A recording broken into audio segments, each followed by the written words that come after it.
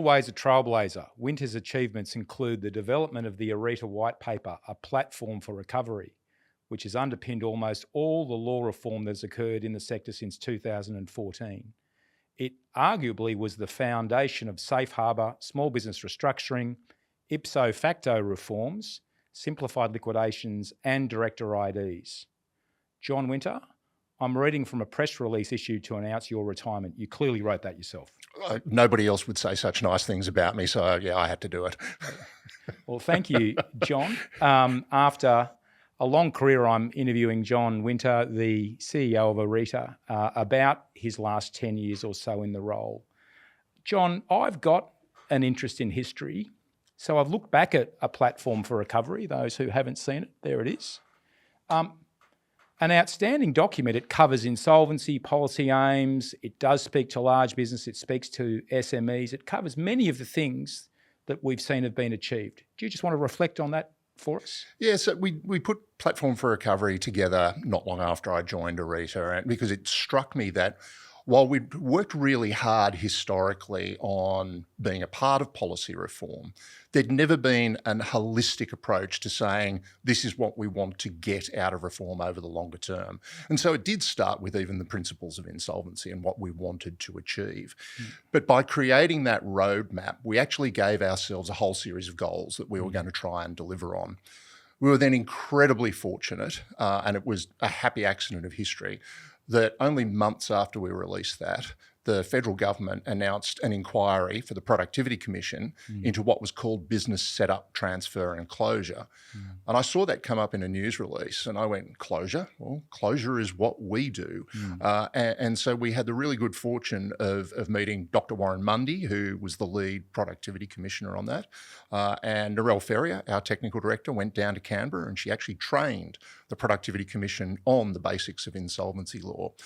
That also gave us an opportunity to talk to them about what good policy looked like. And so from our template document, we were able to get that into the zeitgeist, I guess. We were able to get that thinking put forward for good public debate and have it reviewed by independent professionals within the Productivity Commission.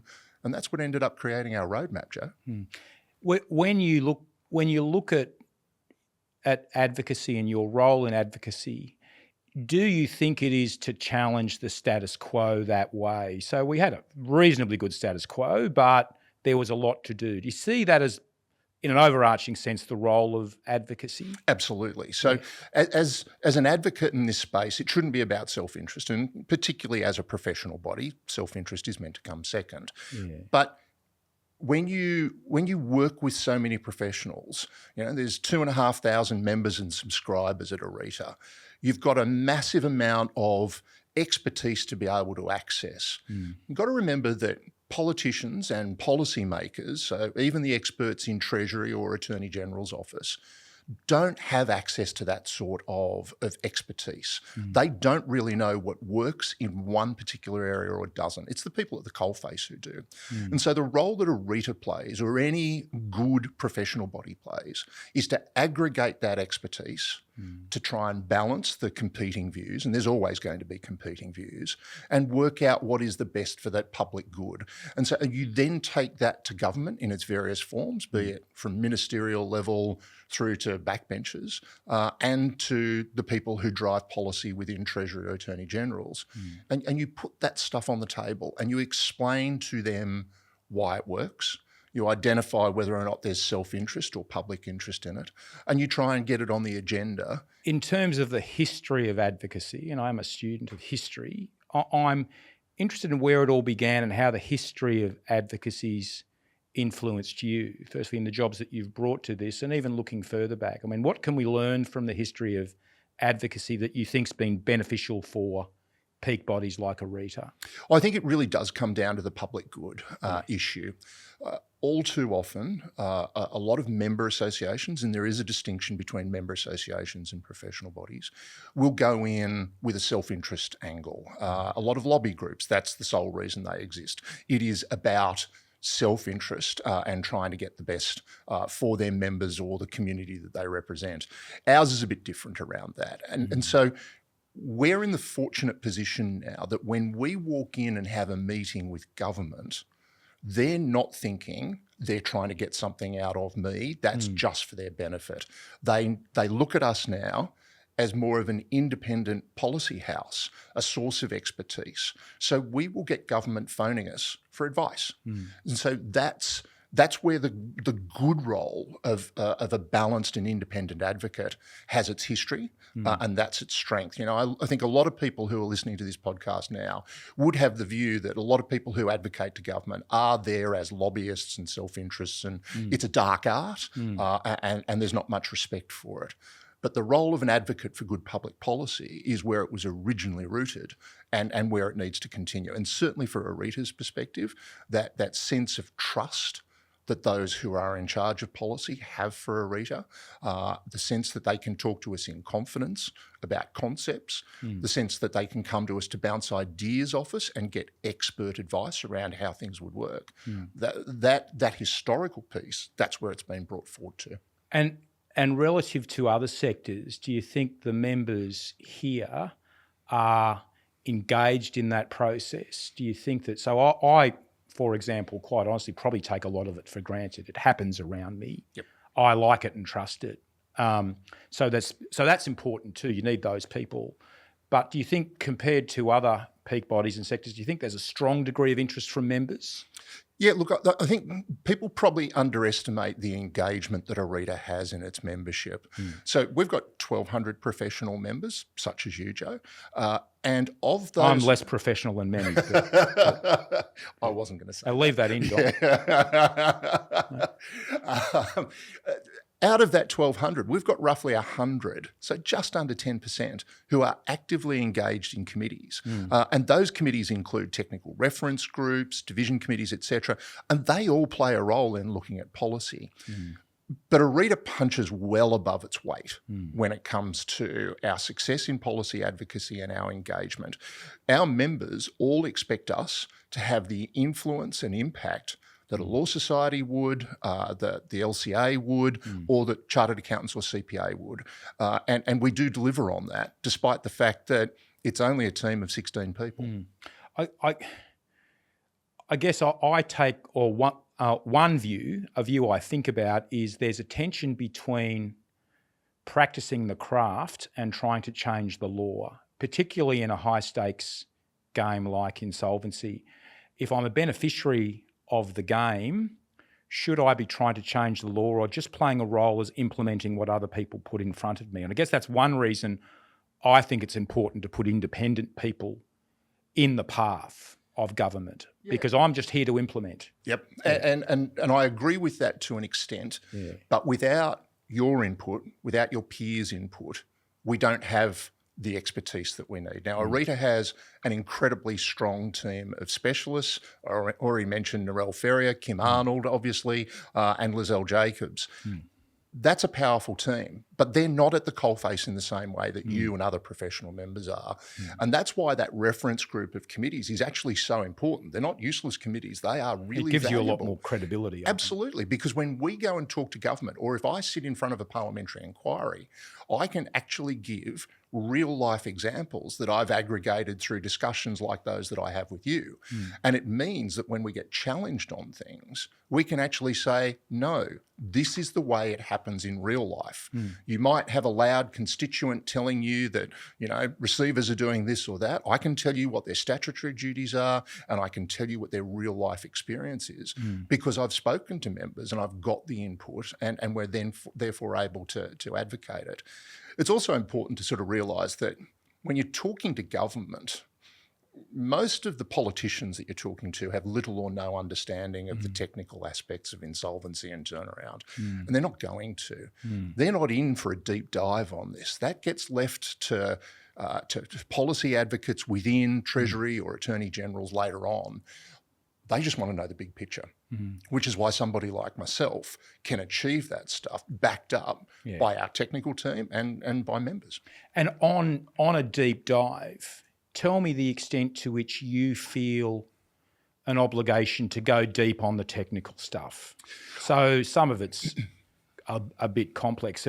So, and I get the impression that you have done that. To what extent is that important, and to what extent is it important to balance that with a different kind of objectivity. I'm here to present and communicate differently to expertise. Probably the best way to explain it is the sort of real life strategy that we take to parliamentary appearances. And that is that normally it's myself, the president of Arita or another board director, or if there's a specialist interest, then somebody who's at the top of the game on that. And generally one of the technical directors, generally Narelle Ferrier. And as I always say to Narelle before we go in, if I get to the point where I have to throw a question to her, we've probably lost control of the debate because the politicians aren't that interested in that level of technical depth. There was a good example during the last inquiry that we had, the PJC inquiry into corporate insolvency, where a question came from one of the senators who had a background in understanding the PPSA. And he started asking some PPSA questions. That was very unusual. And Narelle was, of course, the best person to answer that. But most of it's big picture policy. Most of it's trying to understand how it's going to interact, how a change to the law is going to interact with the wider community. And so that's where I think I've been able to deliver value. I started out life as an economist. I understand how markets work. We've all got issues, John. I know. I am reformed. I still go to the meetings. I am reformed, though. But it is one of those things where you do need to be able to have a level of technical expertise to answer a question without creating more issues later on. You've got to know where to put your feet as you're walking down the path of that question set. I think we have achieved what you've said about public good versus member interest. So talk about that for a minute. So balancing the walk between I'm here to benefit the members and I'm here to benefit the members are here to benefit broader society. We run an insolvency, operation. Yep. Is what's in the public good in the interests of members? Not always, right? Yep. And that's what makes my firm better isn't necessarily in the public interest. Correct. So tell me about that. It's a really heavy tension. And if you think about the heavy focus that Arita has, particularly around conduct and good ethical practice, this is one of the best examples of it. So the conduct process, we place very heavy obligations on members around things like independence and how you perform your duties. That actually doesn't give you a competitive business advantage at the most basic level. But what it does is protect the community and it protects the rest of the profession. And that's the very definition of profession. You are meant to give more to it as a professional. You are meant to have a higher public good in mind when you operate. But that doesn't mean to say you don't have to run a business efficiently and effectively, but there is no doubt a tension. And so, yes, we do ask people not to go and take certain appointments because the public would start to question your professionalism at the most basic level. But by doing that, you protect yourself and the rest of the profession as well, because the public can have greater faith and confidence that you are doing the right thing and that the trust in particular that liquidators are given at a statutory level is warranted, and your quasi-judicial role is something that you should be empowered to undertake. There must be a real trick to that, looking people in the eye at a function, celebrating something and speaking about conduct. Yeah, it is. And there's very significant rules around it. Arita has one of the most extensive conduct requirements of any professional body. And that's attributed directly to the complexity of insolvency law, there's no doubt. And I should also say that our original code that came about as a result of the very poor practice of one individual who nearly brought down the whole profession, most of that original code has now largely been adopted into law in one form or another, be it through case law or be it through actual legislation. And so Arita and its members led that development. And by doing so, we've been able to shape something that we can also work with. It hasn't been something imposed from on high without proper thought or understanding of the practice of insolvency. If we look at the profession and largely parts of the platform that has been built by Arita, we have SBR now, we have incredibly complex tactical restructuring work being done, we have property enforcement style work, we have safe harbour, which we'll talk about. Firms specialise. is it difficult for Arita and other peak bodies to represent all of those interests? Is it a race for members and trying to cover all of that, or is there a point at which the peak bodies have to specialise, do you think? Do you think there's a breaking up of that? Or? Look, I think we've already achieved that. I think the dominance of Arita within this space, the ownership of the topic by Arita is pretty complete. So if you think about it, we are largely already split out of chartered accountants and CPA. We are a subset of parts of the Law Society. So we do already represent that specialisation. Arita has never had, in the 11 years I've been in the job, a goal to grow our membership. That has never been a focus. We'd like more lawyers to join, but looking at the accounting community, because they're an important and symbiotic part. Leave that in. Yeah. We love lawyers. In terms of the accounting side, 85% of registered liquidators and 85% of registered trustees are Arita members. There's no goal to grow that. There's no reason to grow that. So for us, we've achieved that concentration, and government and others come to us as the default voice around restructuring, insolvency and turnaround already. Our members come to us because we provide them the document suites and the training and all of those things which a professional body is actually really about, because we've got that expertise and nobody else comes within cooey of that. Yeah. Corporate law reform. So many piecemeal things have been achieved.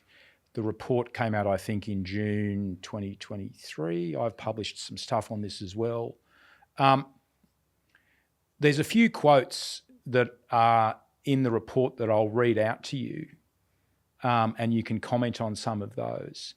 Australia's corporate insolvency system is overly complex, difficult to access, creates unnecessary cost and confusion for both debtors and creditors. A very large number of stakeholders and experts, meanwhile, appear to agree with the Safe Harbour Review's assessment of the system as an impenetrable quagmire. I mean, I must say, I find it a bit complex, but I don't find it that bad. Maybe I've just got Stockholm syndrome. But tell me, when you read those kind of things, what does that tell you about where corporate law reform needs to go? So the Australian Law Reform Commission did a review into the Corporations Act a little while ago, and it talked about how legislation has become, and I use the term pancaked to explain what they have reached. We have had change on change on change. There are regularly Treasury Laws Amendment updates where they just slide in another change into the Corps Act.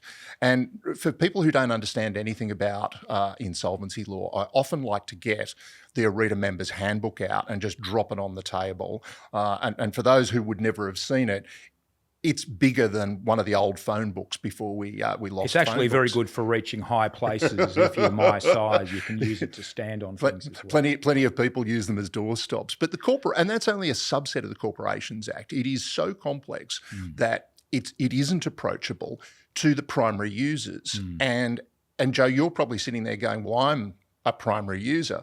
The real primary user of the Corporations Act is actually directors of companies and creditors of companies. And they have no idea what's in there. They don't even understand 181 to 183, let alone around directors' responsibilities, let alone everything else. And so for them as the primary user, it is totally unapproachable. And particularly if you think about somebody who's starting a small trade-focused business, they wouldn't know what was in there, yet they should. So a radical simplification would actually allow people to be more compliant, and it would allow people. So when we get to the issue of companies in distress, if there's a better understanding of what the law requires and how they can use it, they're more likely to come to professionals earlier. They're more likely to seek good advice and to actually adhere to it and go out the other side. So the benefit of a simplification of company law is that it works better and we save more companies. I would challenge that by saying it is complex, though. It's complex to wind up companies. There is a legal process. Lots of people are implicated. People need protection. Finding that balance is tricky. I agree with you, but finding that balance is tricky. And look, absolutely. But part of the original platform for recovery document when we talked about our concept of simplified liquidations was to have a radically simplified piece that allowed people to slip through really easily, almost like a deregistration. Because as you know, the vast majority of exits are uncomplicated. And indeed, while we talk about a typical year having 10,000 companies go through a liquidation to exit, and that's meant to be the process, whether it's a solvent liquidation or an insolvent liquidation, we know that about 50 to 60,000 companies a year exit the market, yet only 10,000 of them are actually complying with the law anyway. Yes. And so that sort of leakage suggests that there has to be a better way rather than having companies magically struck off because they didn't pay their ASIC fee. Another quote, insolvency law reform in recent years has been at times piecemeal in nature, with reforms attending to parts of the insolvency system without always having regard to the whole. Now, that's true. Piecemeal reform's okay. I mean, as an advocate, do you take that and bank it because big reform's really hard, so we almost fall back and say, well, let's just accept piecemeal reform, or you have to keep fighting for the bigger picture? So that goes back to our agenda over the last 4 or 5 years, Joe. We've been calling for what we said was root and branch reform. And the reason we talked about root and branch reform was about a radical simplification. But it was also, much more importantly, to go back and ask, what are we trying to achieve here? And the same is true in bankruptcy law, in personal insolvency. We don't start from the premise of going, this type of business, what's its pathway to a turnaround? What's its pathway to an exit? And we don't think how each of those organisations and those types of businesses need to go through that journey and what they need to achieve. And so the obvious difference is what occurs for a small business in reality that's looking to save itself or to exit is currently treated the same as for a very big business. So some of our biggest businesses are still being shoehorned into a process that was written for a 2-person business. Indeed. That does not make sense, and it doesn't drive the best outcomes. So yes, we've got some great reforms. You know, we have world-leading legislation in areas like the voluntary administration system. The VA regime is one of the best in the world. But it doesn't work for small business. It's too complex. It's too hard. So it's about rethinking what we want to achieve and where the balance sits. And so one of the other pieces that hasn't been talked about a lot, and you're starting to hear it around some of the recent announcements. So you've got organisations like Healthscope that have been in distress, the casino, and obviously Whyalla again. They've got really significant community issues, and government is trying to take a stake in each of those. Yet government doesn't fit as a stakeholder within the Corporations Act when it comes to that. There is no public good. You know, your focus is creditors first and foremost, unless it's a turnaround, and then it's the company. But the community and the wider obligations that are writ large across every newspaper article that involves a business in distress actually don't play into the law. And so when you think about what a root and branch review would be achieving, it'd be saying, well, what happens in this instance? Great example at the moment overseas is the potential and likely collapse of Thames Water. So London's main water supply is being run by a collapsed quasi-government entity, and they're struggling with how that fits within their regime and how they need to achieve a water supply for everybody in London. And that's the sort of stuff you need to talk about. And indeed, you've got a group of advisors representing individual interests, reading their own view into the code. So I think what you're saying is that with law reform, and will we get law reform, in fact, in the next journey of government? I'd appreciate your view on that. And if we do, it does need to include recognition of the importance of the social licence that we have in insolvency. Absolutely. Will we get it?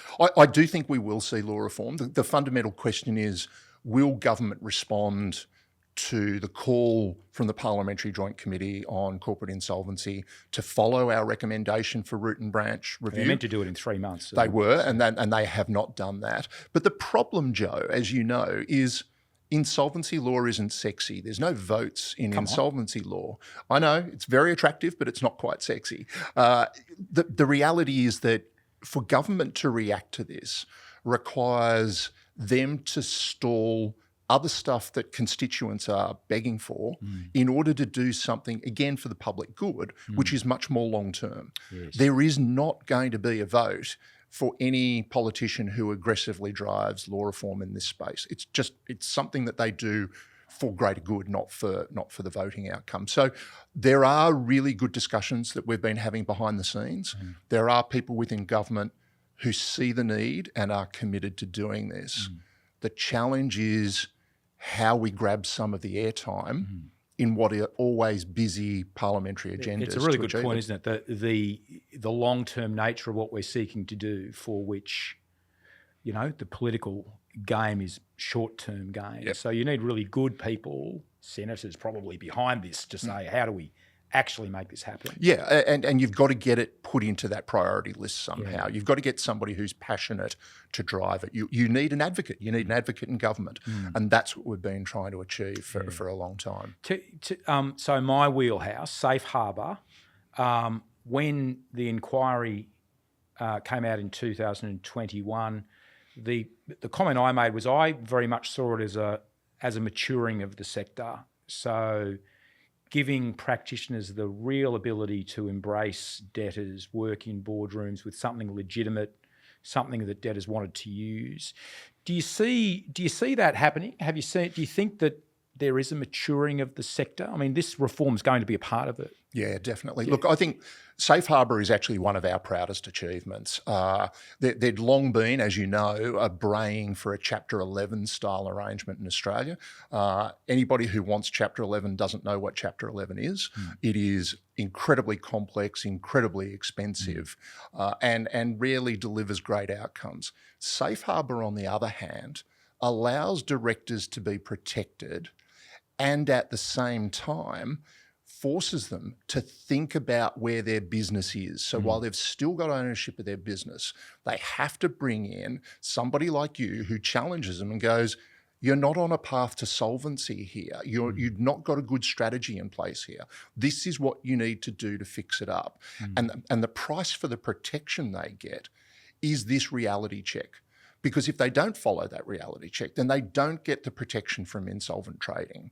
So it's a really powerful tool, particularly, as you know, in larger boardrooms, to be able to make those directors think about the strategic direction of their organisation, its operational efficiency and its ultimate profitability, and to confront issues that they might have swept under the carpet up until that point.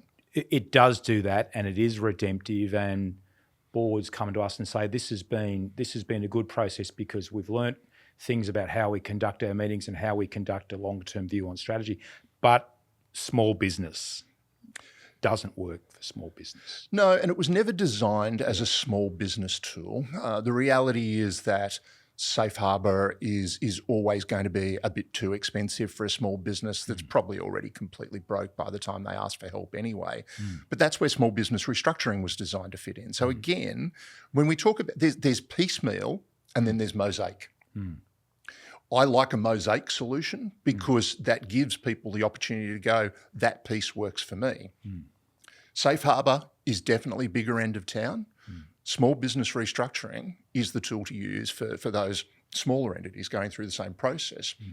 And they've actually got to get the same type of guidance. In a small business restructuring framework, they have to be setting business plans to show that they're going to get a better outcome for creditors. So you get that built in, and that I think is another significant achievement. Other organisations of note, so you would have had exposure to a lot of really good peak bodies, both related to our sector and outside. Who are the people that have impressed you? So one of the things that I've been really fortunate to have had exposure to is the global environment. So Arita is a member of Insol International. Insol has an incredible network of other associations, and one of the things I've pushed Insol to do is to bring the associations together. So not just our members, but to bring the associations together. And every year at the Insol International Conference, we now have side meetings with the leaders of all of the insolvency bodies across the world. And we've been able to share our ideas and pick up the ideas of others. I've had a lot of admiration over the years for R3, which is, while not a professional body, it is our kind of UK equivalent. And what they've done very assiduously over the last decade is push the agenda much more towards rescue and recovery and away from the traditional insolvency messages. Their communication with the wider community and with their membership is always been first rate. And so I've always had quite an admiration and templated some of their success where I could back to Arita here in Australia. The future, and congratulations on all the work you've done, which has been valued by everyone in the profession. So, talk to me about the next 10 years or so for Arita. What do you think? It looks like? What does the landscape look like? If we're achieving success at Arita, what's the vision? Well, for those that don't know, I'm finishing up with Arita soon, and so this is kind of talking about, I hope, what is my legacy. What I really hope is that Arita continues to lead the discussion on law reform. We've actually said, well, this is why it was called a platform for recovery in 2014. We've set a platform that's now there to deliver the type of insolvency and rescue culture that this economy needs going into the future. And there's a really important point in a World Bank paper that was issued a couple of years ago, and that says that the effective exit of a business delivers more in productivity than the startup of a new business. If we can drive that thinking into the market so that we save more good businesses but allow an efficient exit of the others, we will deliver significant productivity savings for this country. And Arita can and should be the driver of it. But Arita's other big focus, and we've recently got approval for at a federal government level to create a graduate diploma in restructuring, insolvency and turnaround. We set the benchmark for education 20 years ago. We've continued to build on that. We are the organisation that offers the only education pathway to become a liquidator or a bankruptcy trustee. But we're looking into the future to make sure that that level of education, technical and professional competence is higher than ever. And that, I think, is the hallmark of a good professional body into the future. At the same time, providing that education and support that's delivered in a way that the next generation actually wants to use, because they don't want the type of education that happened 20 years ago.